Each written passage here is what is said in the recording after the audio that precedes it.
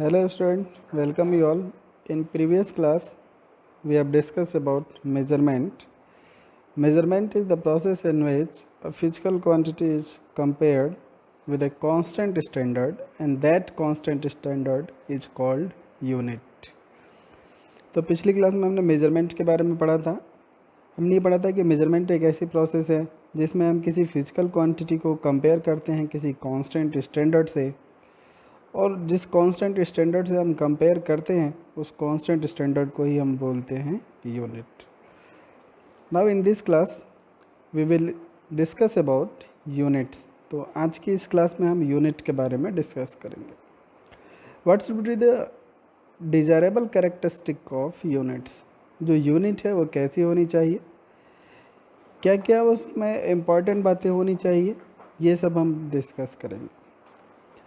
First point है कि the unit should be internationally acceptable. जो यूनिट है वो इंटरनेशनली एक्सेप्टेबल होनी चाहिए, सब उसको माने, ये सबसे इम्पॉर्टेंट बात है। जैसे मैं केजी बोलूँ या मैं बोलूँ कि 1 मीटर की लेंथ, तो 1 मीटर की लेंथ जो मेरे लिए है दूसरी के लिए भी वही हो, तीसरे के लिए भी वही हो। इवन हर कंट्री में भी सेम उतनी ही लेंथ को हम 1 मीटर बोलें, तभी वो यूनिट जो होगी वो सक्सेसफुल होगी और फिर लोगों के बीच में जो ट्रेडिंग होगी वो आसानी से हो पाएगी। तो पहला और बहुत ही इम्पॉर्टेंट कैरेक्टरिस्टिक जो है यूनिट का, और वो है कि यूनिट जो होनी चाहिए वो इंटरनेशनली एक्सेप्टेबल होना चाहिए।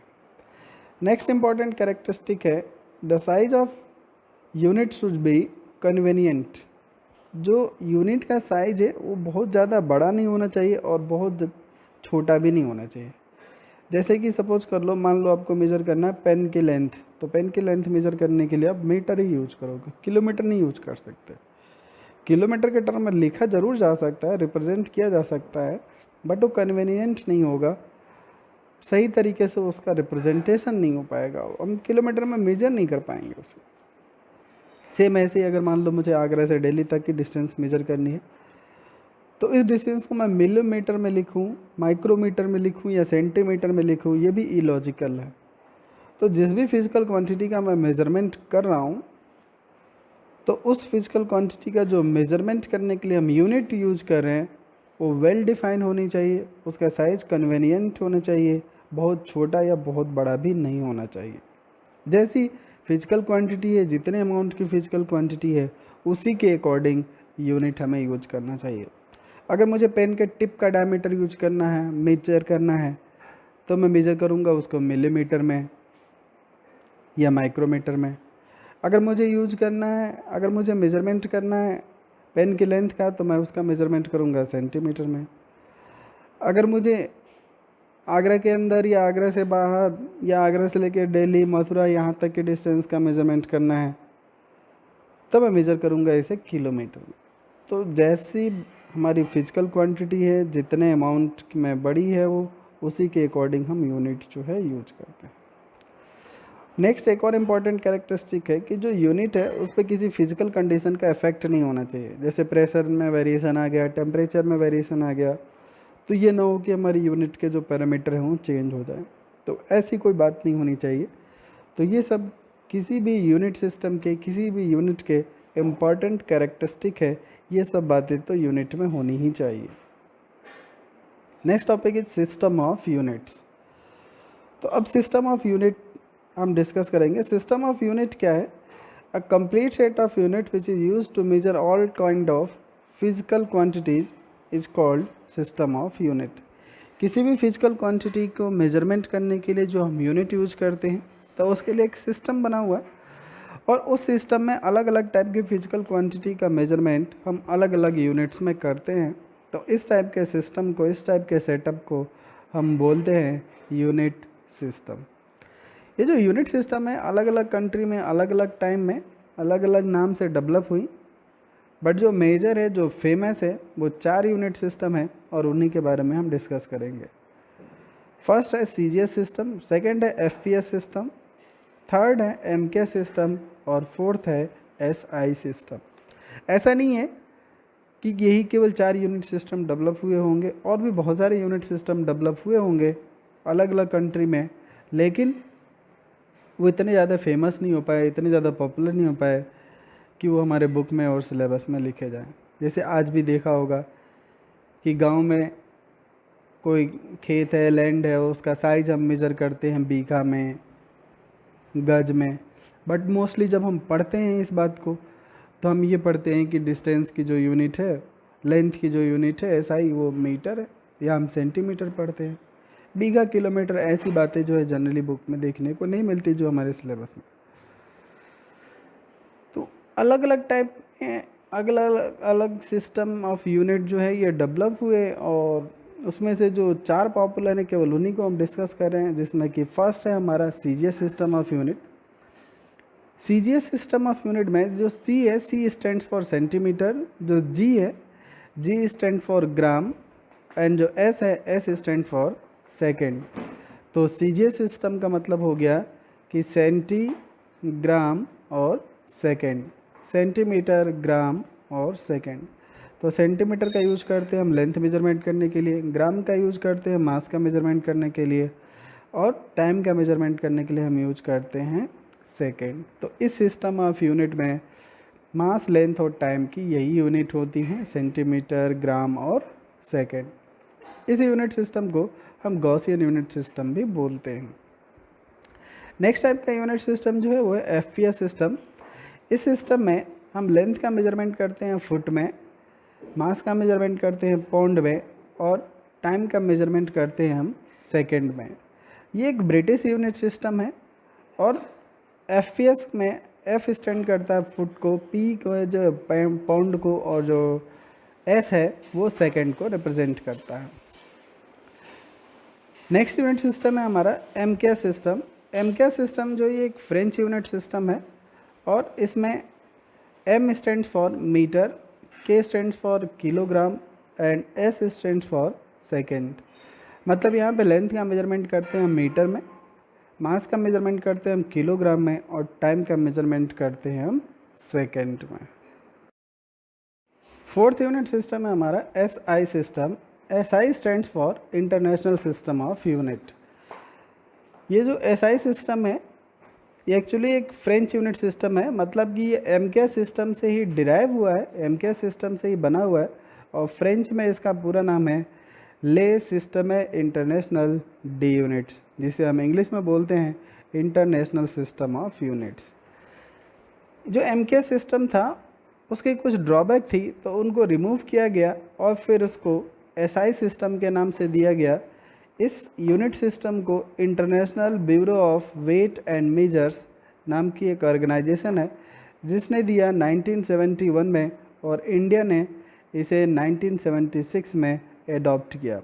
थ्रू आउट वर्ल्ड ट्रेडिंग में यही यूनिट सिस्टम यूज होता है, या ट्रेडिंग या साइंटिफिक एक्सपेरिमेंट या मेजरमेंट जो कुछ भी है, हर जगह यही यूनिट सिस्टम जो है यूज किया जाता है। इसकी बहुत सारी अच्छी बातें हैं, जो डिज़ायरेबल कैरेक्टरिस्टिक ऑफ यूनिट्स हमने पढ़ी वो सब कुछ इसमें मौजूद है, इसीलिए ये जो यूनिट सिस्टम है इतना ज़्यादा पॉपुलर हुआ। एमके सिस्टम में मॉडिफिकेशन की ज़रूरत हमें इसलिए पड़ी कि जैसे मान लो कि जो एमके सिस्टम है हमारा, उसमें अलग अलग टाइप की एनर्जी के लिए हम अलग अलग यूनिट यूज करते थे। जैसे हीट एनर्जी है तो उसका मेज़रमेंट करते थे हम कैलोरी में, मैकेनिकल एनर्जी है तो उसका मेज़रमेंट जो हम करते थे जूल में। जबकि यहाँ पे इस ऐसा ही सिस्टम है, किसी भी टाइप की एनर्जी हो उस सब की यूनिट जो होती है वो जूल होती है। ये जो एसआई सिस्टम है इसमें 7 फंडामेंटल फिजिकल क्वांटिटी के बारे में बताया गया कि there are 7 fundamental physical quantity: mass, length, time, amount of substance, electric current, temperature and luminous intensity. तो 7 फंडामेंटल फिजिकल क्वांटिटी है। एक है मास जिसका मेजरमेंट करते हैं हम किलोग्राम में, लेंथ है जिसका मेजरमेंट करते हैं हम मीटर में, किसी भी टाइप की लेंथ हो उसका मेजरमेंट हमेशा हम यहाँ पे मीटर में ही करेंगे। टाइम की एसआई यूनिट जो है वो है सेकेंड। अमाउंट ऑफ सब्सटेंस, कोई केमिकल कंपाउंड या कोई सॉल्ट कितने अमाउंट का है तो उसके मास का हम मेजरमेंट करते हैं, उसके अमाउंट का हम मेजरमेंट करते हैं मोल में। इलेक्ट्रिक करंट, कितने अमाउंट की करंट फ्लो हो रही किसी वायर से, इसका मेजरमेंट करते हैं हम एम्पियर के टर्म में। टेम्परेचर का मेजरमेंट करते हैं हम केल्विन में, और लुमिनस इंटेंसिटी का मेजरमेंट करते हैं हम कैंडिला में।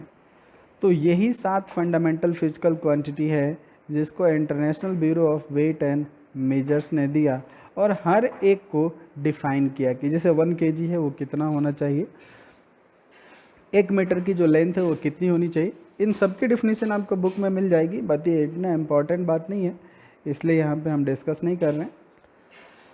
तो इन 7 फंडामेंटल फिजिकल क्वांटिटी के बारे में ज़रूर ध्यान रखना कि फिजिक्स में केवल और केवल यही 7 फंडामेंटल फिजिकल क्वांटिटी होती हैं। बाकी के इसके अलावा जितने भी यूनिट हैं सब के सब डिराइव्ड हैं। इसके अलावा 2 और फिजिकल क्वांटिटी हैं जिनको हम सप्लीमेंट्री बोलते हैं, उनको फंडामेंटल की ही कैटेगरी में रखते हैं, जो है कि प्लेन एंगल और solid angle. Besides 7 fundamental physical quantity, there are 2 other supplementary physical quantity. First one is plane angle and the second one is solid angle.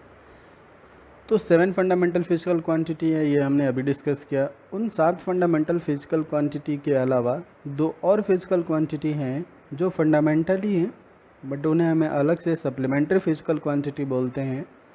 एक है प्लेन एंगल और दूसरा जो है वो है solid angle. Plane angle the inclination between 2 line, 2 line एक दूसरे से कितने एंगल पे इंक्लाइंड है इसका मेजरमेंट करते हैं हम प्लेन एंगल के टर्म में और इसकी SI यूनिट होती है रेडियन। सॉलिड एंगल 3D में जो एंगल होता है, कोन का जो एंगल होता है इंटरनल, उस एंगल को ही बोला जाता है सॉलिड एंगल और इसका मेजरमेंट किया जाता है स्टेरेडियन में। Now we will discuss advantage of SI system. तो अब हम SI सिस्टम के एडवांटेज के बारे में डिस्कस करेंगे। फर्स्ट है it is a coherent system of unit. ये कोहेरेंट सिस्टम ऑफ यूनिट है। कोहेरेंट सिस्टम ऑफ यूनिट का मतलब ये होता है कि अगर कोई डिराइव्ड फिजिकल क्वांटिटी है तो उसके यूनिट को पता करना बहुत आसान है। जिस भी फंडामेंटल फिजिकल क्वांटिटी से मिलके बना हुआ है या डिराइव्ड फिजिकल क्वांटिटी से मिलके बना हुआ है, उन्हें मल्टीप्लाई कर दो या डिवाइड कर दो तो हमें डिराइव्ड फिजिकल क्वांटिटी की यूनिट मिल जाती है। जैसे वेलोसिटी है तो वेलोसिटी का फॉर्मूला होता है डिस्प्लेसमेंट अपॉन टाइम। डिस्प्लेसमेंट और टाइम दोनों ही फंडामेंटल फिजिकल क्वांटिटी हैं और इनकी यूनिट है मीटर और सेकंड। तो वेलोसिटी की यूनिट हो जाएगी डिस्प्लेसमेंट अपॉन टाइम, मतलब metre upon second, it means metre per second. तो इस टाइप के यूनिट सिस्टम को बोलते हैं हम coherent unit system. Next property है it is a rational system of unit. Rational system of unit का मतलब ये हुआ कि यहाँ पे एक टाइप की फिजिकल क्वांटिटी के लिए केवल और केवल एक ही यूनिट होगी, अलग अलग नहीं होगी सेम फिजिकल क्वांटिटी के लिए यूनिट। जैसे कि अगर हम MK सिस्टम की बात करें तो MK सिस्टम में हम हीट एनर्जी के लिए यूज करते हैं कैलोरी, मैकेनिकल एनर्जी के लिए हम यूज करते हैं जूल, इलेक्ट्रिक एनर्जी के लिए यूज करते हैं हम वाट आवर। जबकि SI सिस्टम में एनर्जी का कोई भी टाइप हो, हर एक के लिए जो यूनिट है SI सिस्टम में वो है जूल। नेक्स्ट पॉइंट है it is a metric system of unit. Metric system of unit का मतलब ये होता है कि यहाँ पे हम 2 टर्म को आपस में मल्टीप्लाई करके 10 के पावर में रिप्रेजेंट कर सकते हैं, साइंटिफिक नोटेशन के टर्म में लिखा जा सकता है। तो इस टाइप के यूनिट को हम बोलते हैं metric system of unit. Next property it is an absolute system of unit. Absolute system of unit का मतलब ये होता है कि इसमें यूनिवर्सल ग्रेविटेशनल कांस्टेंट G नहीं यूज होता। जैसे कि फोर्स की एक यूनिट होती है kgf, तो अगर हमें kgf को न्यूटन में बदलना है तो वहाँ पे G की वैल्यू मतलब 9.8 से मल्टीप्लाई करना पड़ता है।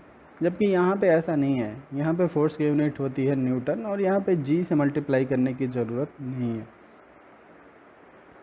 फिफ्थ और सबसे इम्पॉर्टेंट पॉइंट है, यह सबसे जो अच्छी बात है इसमें वो है कि it is internationally accepted system of unit. तो ये जो SI सिस्टम है ये बहुत सारे यूनिट में है, बहुत सारे कंट्री में जो है प्रचलित है और बिना किसी प्रॉब्लम के हम ट्रेडिंग कर सकते हैं। जैसे अगर हमें मास का एक्सचेंज करना है या कोई मटेरियल है जिसका क्वांटिटी जो अमाउंट है वो मास के टर्म में मेजर होता है तो हम सिंपली उसे kg में मेजर कर लेंगे।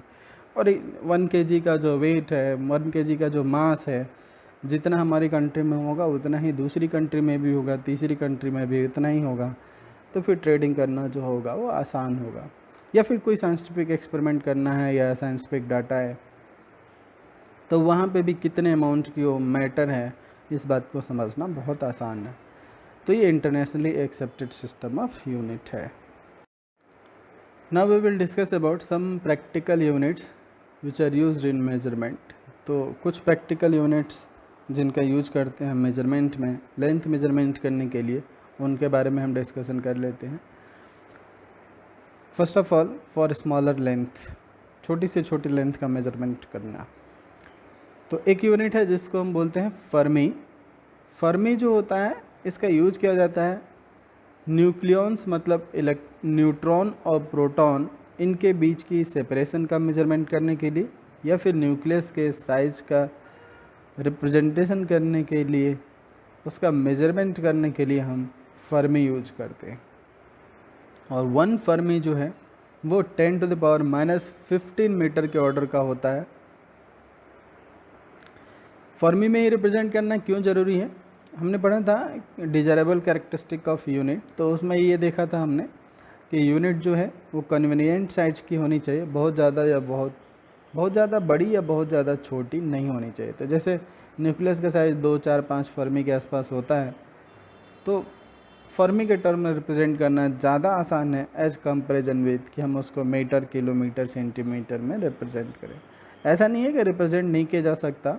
हमने देखा अभी कि 1 फर्मी जो है 10⁻⁻15 मीटर के इक्वल है, बट फर्मी के टर्म में इस डिस्टेंस को रिप्रेजेंट करना, न्यूक्लियस के साइज़ को रिप्रेजेंट करना, या फिर न्यूट्रॉन और प्रोटॉन के बीच की सेपरेशन को रिप्रेजेंट करना, ये ज़्यादा आसान है। एंगस्ट्रॉन का यूज करते हैं हम एटम का साइज़ मेज़र करने के लिए, एक एटम से दूसरे एटम के बीच की सेपरेशन जो है इसका मेजरमेंट करने के लिए, या फिर हम कहीं कहीं वेवलेंथ का भी मेजरमेंट करते हैं। तो 1 एंगस्ट्रॉन जो होता है वो 10⁻⁻10 मीटर के ऑर्डर का होता है। 1 एंगस्ट्रॉन का मतलब होता है 10⁻⁻10 मीटर। फिर यूज करते हैं हम माइक्रोन। माइक्रोन का यूज किया जाता है माइक्रोब्स का साइज़ बताने के लिए। एक माइक्रोन जो होता है वो 10⁻⁻6 मीटर के ऑर्डर का होता है। किसी वेव का वेवलेंथ भी मेजर किया जाता है इसके टर्म में। माइक्रोब्स का माइक्रोब नाम इसलिए है क्योंकि उसका जो साइज़ है वो माइक्रोमीटर में है, कुछ माइक्रोन का होता है, 10⁻⁻6 मीटर के ऑर्डर का होता है, इसीलिए ऐसे ऑर्गेनिज्म को हम बोल देते हैं माइक्रोब्स। अब कुछ बड़ी यूनिट जिनका यूज करते हैं हम डिस्टेंस मेजरमेंट करने के लिए, एक है light year. Light year is the distance travelled by light in 1 year. Light एक साल में कुल कितना दूर चली जाती है, इसी को बोलते हैं लाइट ईयर। तो हम डिस्टेंस की बात कर रहे हैं कि डिस्टेंस मेजरमेंट करने की जो यूनिट है वो है लाइट ईयर। ये बात ध्यान रखेंगे कि लाइट ईयर जो है डिस्टेंस मेजरमेंट करने की यूनिट है, ये टाइम की यूनिट नहीं है। यहाँ पे लाइट ईयर, एंड में ईयर आ रहा है तो बहुत सारे बच्चों को लगता है कि ये जो है ये डिस्टेंस मेजरमेंट करने की यूनिट नहीं बल्कि ये टाइम मेजरमेंट करने की यूनिट होगी, बट ऐसा है नहीं। तो ये डिस्टेंस मेजरमेंट करने की यूनिट है। और कितनी बड़ी डिस्टेंस है? लाइट रे एक साल में जितना भी दूर चली जाएगी उस डिस्टेंस को ही बोला जाता है लाइट ईयर। तो एक साल में लाइट रे कितना दूर चली जाएगी ये कैसे पता करेंगे? हमें लाइट की स्पीड पता है और एक साल में कितने सेकंड होते हैं हमें ये भी पता है। हमें पता है कि लाइट की स्पीड होती है 3 × 10⁸ मीटर पर सेकेंड, और एक साल में कितने सेकंड हो जाएंगे? तो 365.25 डेज हो गए कंप्लीट 1 ईयर में। उसको 24 से हमने मल्टीप्लाई कर दिया तो इतने आवर हो गए। फिर हमने 60 से मल्टीप्लाई कर दिया तो मिनट में कन्वर्ट हो गया। फिर हमने 60 से मल्टीप्लाई किया तो सेकंड में कन्वर्ट हो गया। इन सबको जब हम मल्टीप्लाई कर देंगे तो ये हो जाएगा करीब 1 लाइट ईयर 9.467 × 10⁻15 मीटर। तो ये एक बड़ी डिस्टेंस मेजरमेंट करने की यूनिट है light year. Astronomical unit. Astronomical unit क्या होती है? एस्ट्रोनॉमिकल यूनिट होती है सन से लेकर अर्थ तक के बीच की जो सेपरेशन है, जो डिस्टेंस है, इसी को बोला जाता है एस्ट्रोनॉमिकल यूनिट। इसका भी पता लगाना बहुत आसान है। हमें पता है कि सन से जो लाइट अर्थ के सरफेस पे आती है वो लगभग 500 सेकेंड में आती है अप्रॉक्सीमेटली। तो टाइम पता है हमें लाइट की स्पीड भी पता है। तो डिस्टेंस इक्वल्स हो गया स्पीड इंटू टाइम। तो लाइट की स्पीड हो गई 3 × 10⁸ मीटर पर सेकेंड। और टाइम हो गया 500 सेकेंड, मतलब हो गया 1.5 इंटू 10⁻11 मीटर। तो 1 एस्ट्रोनॉमिकल यूनिट जो होता है वो होता है 1.5 इंटू 10⁻11 मीटर के इक्वल। नेक्स्ट यूनिट है डिस्टेंस मेजरमेंट करने की पैरालैक्टिक सेकेंड या फिर पारसेक। ये डिस्टेंस मेजरमेंट करने की सबसे बड़ी यूनिट है।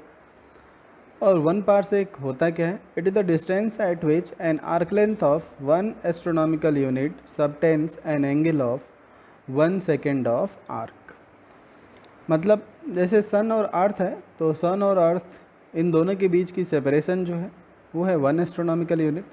इन दोनों को हम ऑब्जर्व कर रहे हैं कहीं दूर से, हो सकता है किसी स्टार से या कहीं और से भी काफ़ी दूर से। और इतनी दूर से हम ऑब्ज़र्व कर रहे हैं कि जब हम सन और अर्थ को ऑब्ज़र्व कर रहे हैं तो इन दोनों को देखने के लिए जो व्यू एंगल बन रहा है, जो आर्क एंगल बन रहा है, वो बन रहा है 1 सेकेंड का। तो उस समय सन से लेके और उस ऑब्जर्वेशन पॉइंट तक की जो डिस्टेंस है, या अर्थ से लेके उस ऑब्जर्वेशन पॉइंट तक की जो डिस्टेंस है, उस डिस्टेंस को बोला जाता है 1 पारसेक। तो सन से लेकर अर्थ तक की डिस्टेंस हमें पता है कि ये 1 एस्ट्रोनॉमिकल यूनिट है। और हमने ये भी पढ़ लिया कि ये जो आर्क है वो एंगल जो कवर हो रहा है ये कितने का है? आर्क एंगल ये है 1 सेकेंड का। तो अब हम एंगल की डेफिनेशन जानते हैं। एंगल का फॉर्मूला होता है आर्क लेंथ अपॉन रेडियस। तो जो आर्क लेंथ है वो 1 एस्ट्रोनॉमिकल यूनिट के इक्वल है, और जो डिस्टेंस है जो रेडियस के इक्वलेंट है वो है 1 पारसेक। तो 1 पारसेक मतलब रेडियस इक्वल्स हो गया 1 astronomical unit upon 1 second. 1 second ये जो है एंगल है, ये बात ध्यान रखेंगे। इसको कन्वर्ट करना होगा रेडियन में, तो इसको हम रेडियन में कन्वर्ट कर लेंगे। रेडियन में कैसे कन्वर्ट करेंगे हम इसे? 360 डिग्री का मतलब होता है 2 पाई रेडियन। तो 1 डिग्री का मतलब हो गया पाई अपॉन 180 रेडियन। और इसको फर्दर हम 1 डिग्री को कन्वर्ट करेंगे मिनट में, फिर उसको हम कन्वर्ट करेंगे सेकंड में। तो 1 डिग्री में होते हैं 60 मिनट और 1 मिनट में होते हैं 60 सेकंड। तो जब हम इन सबको सॉल्व करेंगे तो 1 सेकेंड आर्क की जो वैल्यू आएगी वो आ जाएगी 1/3600 मल्टीप्लाइड बाई पाई अपॉन 180। तो 1 पारसेक की वैल्यू फाइनली कैलकुलेट होके आ गई 3.08 इंटू 10⁻16 मीटर। तो यही है 1 पारसेक, और ये डिस्टेंस मेजरमेंट करने की सबसे बड़ी यूनिट है। Now we will talk about significant figures. तो अब हम सिग्निफिकेंट फिगर्स के बारे में डिस्कशन करेंगे। Significant figures are the number of digits in a measurement which we have confidence in measurement +1 which is uncertain.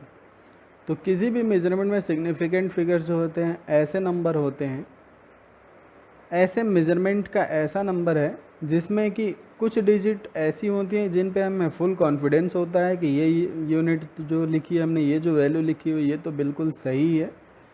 और साथ ही साथ जो आखिरी डिजिट है जिस पे डाउट होता है हमें, तो उसको भी हम कंसीडर कर लेते हैं, मतलब +1। तो इसी को हम बोलते हैं सिग्निफिकेंट फिगर्स। जैसे एग्जांपल के लिए लिखा हुआ है 5.67, सपोज कर लो ये लेंथ ही हो, तो 5.67 सेंटीमीटर मान लो लिखा हुआ है, या 5.67 मीटर लिखा हुआ। तो 5.6 मीटर है अगर, तो इसमें जो 6 वैल्यू लिखी हुई है ये सेंटीमीटर में लिखा होगा, और जो 7 लिखा होगा ये मिलीमीटर में लिखा होगा। तो 5.6 का मेज़रमेंट करने में हम कोई गलती नहीं कर रहे होंगे, ये बिल्कुल कॉन्फिडेंटली ये बात है कि ये 5.6 तो एकदम सही मेज़र हुआ होगा। आखिरी जो डिजिट है हमारी 7, इसी में डाउट है, क्योंकि कई बार जब हम मेजरमेंट करते हैं तो ये जो 7 यहाँ पर रिप्रेजेंटेड है जो कि मिलीमीटर में है, तो हो सकता है ये किसी पेन की लेंथ हो या किसी छोटे से रॉड की लेंथ हो।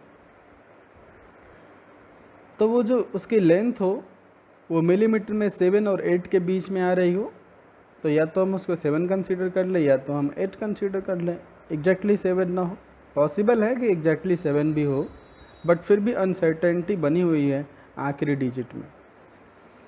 तो 5.6 तो वो नंबर हो गया जिस पे हमें पूरी तरीके से कॉन्फिडेंस था, और +1 जो आखिरी डिजिट थी जो कि अनसर्टेन थी, तो उसको भी हमने काउंट किया, तो इसी को हम बोलते हैं सिग्निफिकेंट फिगर्स। तो 5.6 ये 2 डिजिट हो गई, 7 जिसमें अनसर्टेनिटी है 1 डिजिट ये हो गई, तो यहाँ पे नंबर ऑफ सिग्निफिकेंट फिगर्स हो जाएंगे 3। तो ये सिग्निफिकेंट फिगर्स है। किसी भी मेजरमेंट में अगर सिग्निफिकेंट फिगर्स का नंबर जितना ही ज़्यादा है वो उतना ही ज़्यादा एक्यूरेट होगा। जैसे कि मान लो अगर कोई मेजरमेंट लिखा हुआ है कि 5.67 मीटर, 5.671 मीटर, अब पूछा जाए कि इन दोनों में से कौन ज़्यादा एक्यूरेट है, तो अभी बताया कि जिसमें सिग्निफिकेंट फिगर्स के नंबर जितने ही ज़्यादा होंगे वो रिज़ल्ट उतना ही ज़्यादा एक्यूरेट होगा। तो 5.671 जो होगा वो ज़्यादा एक्यूरेट है एज कंपेरिजन विद 5.67। अब सिग्निफिकेंट फिगर्स के कुछ रूल्स हैं, उनको हम डिस्कस कर लेते हैं। बहुत ज़्यादा कॉम्प्लेक्स नहीं है, सिंपल है, बस कुछ बातें ध्यान में रखनी है, उससे हमें पता चल जाएगा आसानी से कि कितने सिग्निफिकेंट फिगर्स होते हैं किसी भी मेजरमेंट में। जैसे पहला रूल है कि all non zero digits are significant. किसी भी मेजरमेंट में नॉन जीरो डिजिट मतलब 1 2 3 4 5 6 जो भी, ये चाहे डेसिमल में रिप्रेजेंटेड हो या कंप्लीट नंबर के फॉर्म में हो, ये सब के सब हमेशा सिग्निफिकेंट होती हैं। तो 5.67 ये तीनों ही नॉन जीरो डिजिट है, तो तीनों ही सिग्निफिकेंट हो गए, तो यहाँ पे नंबर ऑफ सिग्निफिकेंट फिगर्स हो गए 3। सेकेंड रूल है कि zero lies between 2 other significant digits are always significant. तो अगर जीरो 2 सिग्निफिकेंट डिजिट के बीच में लाई करता है, मतलब नॉन जीरो डिजिट के बीच में लाई करता है, तो जैसे पहले एग्जांपल में लिखा हुआ है 5006, तो 5 और 6 नॉन जीरो डिजिट है, तो इनके बीच में 2 जीरो आ रहे हैं, तो ये दोनों ही सिग्निफिकेंट काउंट होंगे। Zero lies between 2 non zero digit are always significant. अगर डेसिमल भी लगा है तब भी ये सिग्निफिकेंट हो गए। ये 5.006 लिखा हुआ है तब भी ये सिग्निफिकेंट होंगे, क्योंकि ये दोनों ही जीरो नॉन जीरो डिजिट के बीच में आ रहे हैं। अगर ऐसा होता कि 50.06 होता तब भी यहाँ पे 4 सिग्निफिकेंट फिगर्स ही होते। थर्ड रूल है zero use to right of a non zero digit which is after decimal point are significant. अगर जीरो जो है कहीं पे भी राइट हैंड साइड में लिखा हुआ तो उसको सिग्निफिकेंट हम काउंट करेंगे। डेसिमल पॉइंट में, डेसिमल में रिप्रेजेंटेशन हो, पॉइंट में रिप्रेजेंटेशन हो तब भी, जैसे कि 5.60 लिखा हुआ है, तो यहाँ पे 5.6 तो काउंट होगा ही क्योंकि ये नॉन जीरो डिजिट है, और राइट हैंड साइड में जीरो लगा हुआ है तो भी ये सिग्निफिकेंट काउंट होगा, मतलब जीरो भी सिग्निफिकेंट काउंट होगा। तो यहाँ पे 5.60 में 3 सिग्निफिकेंट फिगर होगा। लेकिन अगर जीरो लेफ्ट हैंड साइड में लिखा हुआ है, डेसिमल नंबर है कोई रिप्रेजेंटेड, और उस जीरो के लेफ्ट में कोई और नंबर नहीं है, तो वो सिग्निफिकेंट काउंट नहीं होगा। जैसे दूसरे एग्जांपल में 0.566, तो यहाँ पे जीरो के लेफ्ट में कोई डिजिट नहीं है, कोई नॉन जीरो डिजिट नहीं है, तो इसलिए इस जीरो को सिग्निफिकेंट काउंट नहीं करेंगे। तो यहाँ पे नंबर ऑफ सिग्निफिकेंट फिगर्स हो जाएगा यहाँ पे नंबर ऑफ सिग्निफिकेंट फिगर्स हो जाएंगे 3, केवल और केवल यहाँ पे काउंट होगा 5, 6 और 6। नेक्स्ट एग्जांपल है 0.0561।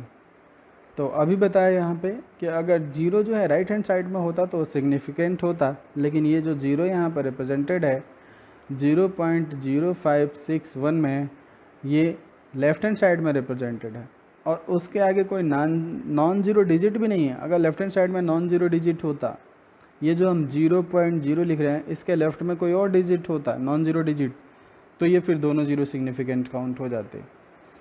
जैसे कि अगले एग्जांपल में है कि 10.0561, तो डेसिमल के पहले जो जीरो लिखा हुआ है लेफ्ट हैंड साइड में, उसके पहले एक नॉन जीरो डिजिट लग गया, तो अब ये दोनों जीरो जो है नॉन जीरो डिजिट के बीच में आ गए, तो ये सिग्निफिकेंट फिगर हो गए। तो यहाँ पे सारे के सारे डिजिट जो होंगे वो सिग्निफिकेंट हो जाएंगे। तो 10.0561 ये सारे के सारे सिग्निफिकेंट हो गए, तो नंबर ऑफ सिग्निफिकेंट फिगर्स हो जाएंगे यहाँ पे 6। अगर ऐसा होता कि 10.05610, 1 के बाद भी अगर एक जीरो लग जाता तो वो राइट हैंड साइड का जीरो हो गया, तो वो भी सिग्निफिकेंट काउंट हो जाएगा। तो अब सिग्निफिकेंट फिगर्स हो जाएंगे 7। फोर्थ रूल है zero use right after the non zero digit is not significant. But अगर कोई ऐसा नंबर है, कोई ऐसी वैल्यू रिप्रेजेंटेड है और डेसिमल में नहीं है और वहाँ पे अगर राइट हैंड साइड में जीरो है तो वो सिग्निफिकेंट काउंट नहीं होगा। जैसे 56100, तो यहाँ पे नंबर ऑफ सिग्निफिकेंट फिगर्स हो जाएंगे 3।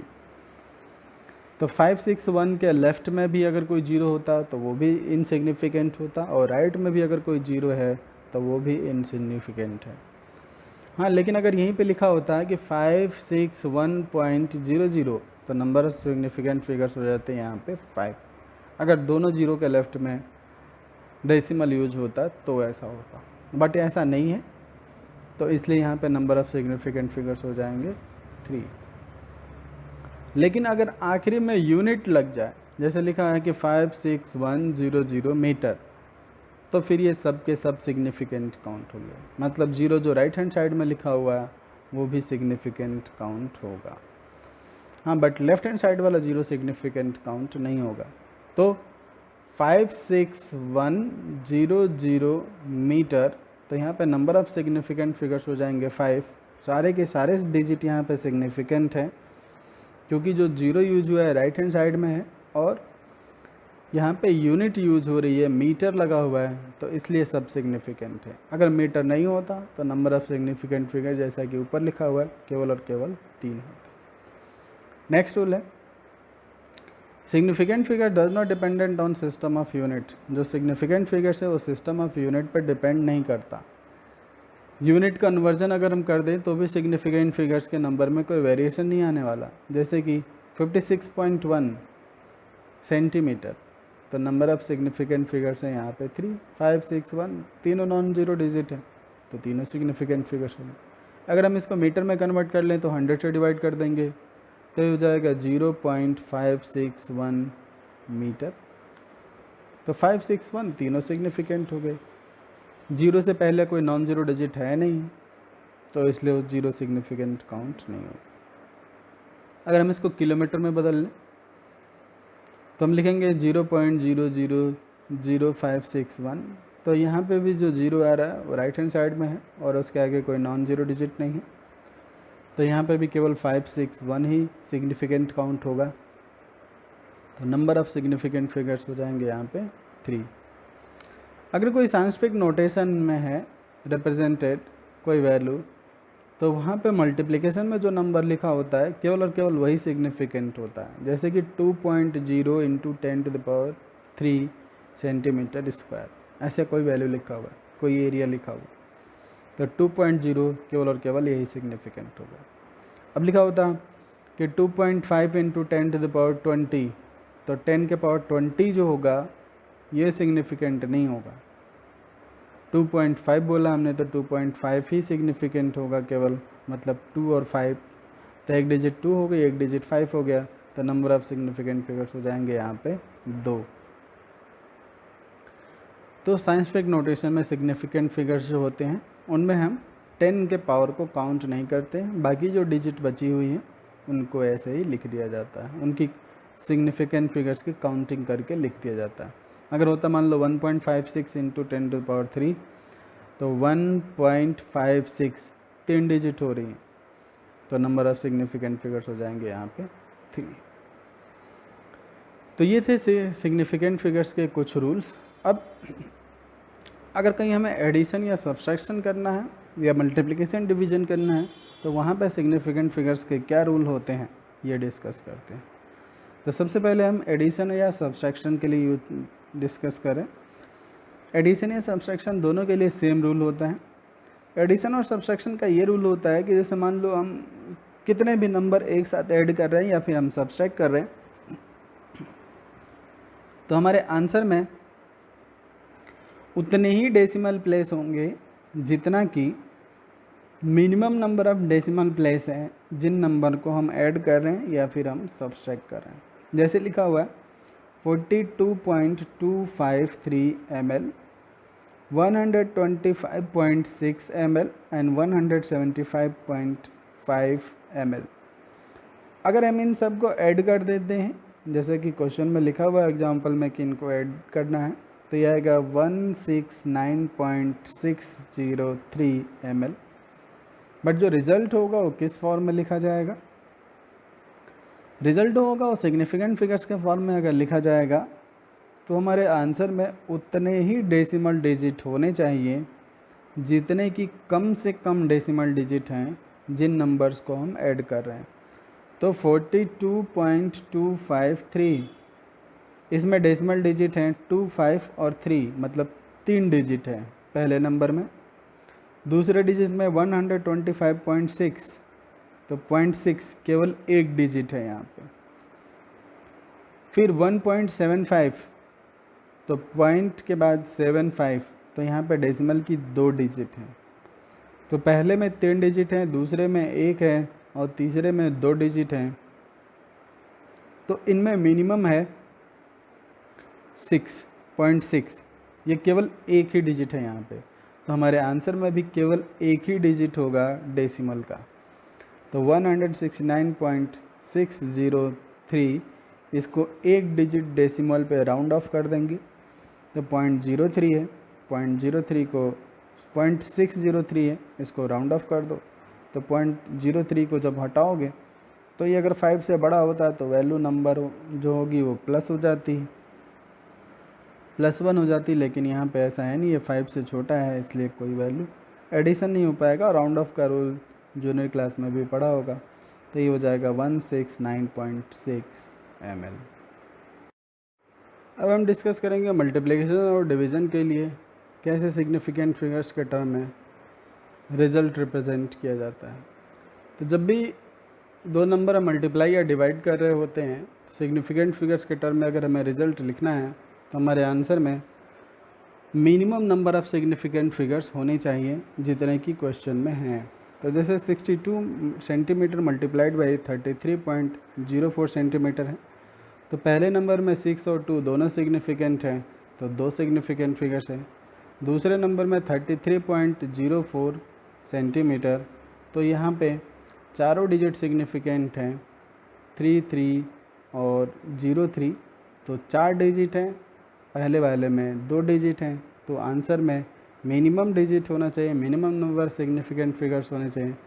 तो minimum number of significant figures हो गए यहाँ पे 2, हमारे आंसर में भी 2 ही सिग्निफिकेंट फिगर्स होने चाहिए।